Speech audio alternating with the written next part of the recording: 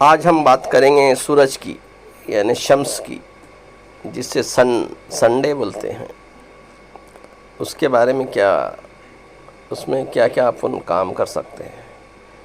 شمس جو سورج ہے 12 برج کا دورہ ایک سال میں کرتا ہے، اس لحاظ سے ایک ماہ تک ایک برج میں رہتا ہے، اور یہ سنڈے کا حاکم ہے یعنی اتوار کے دن کا مالک ہے۔ اس روز طلوع آفتاب سے 1 گھنٹے تک ساعت شمس ہوتی ہے اور قوی ہوتی ہے۔ یہ حضرت آدم علیہ السلام کی پیدائش کا دن ہے۔ زمین اور آسمان اسی دن بنے۔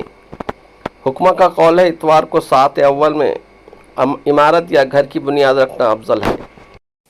جہاں تک اثرات کا تعلق ہے، شمس کبر و قوت، قہر و غضب، حیرت و حجاب اور شرم و حیا سے منسوب ہے۔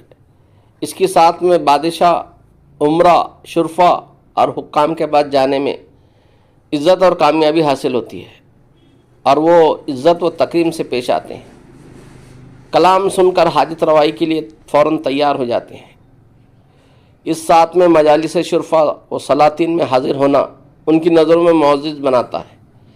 اگر اس ساتھ میں عمارت یا وزارت یا اعلیٰ عہدہ یا ملازمت کا کام سنبھالا جائے تو طویل مدت تک قائم رہتا ہے اور مرتبے میں ترقی ہوتی رہتی ہے۔ ایسا افسر جو ساعت شمس میں کام سنبھالے گا وہ لوگوں پر مہربان ہوگا، ہم عصروں اور ہم عمروں میں مقبول ہوگا، اس سے عدل کی توقع ہوگی، وہ خود بھی خوش رہے گا، دوسرے بھی خوش رہیں گے۔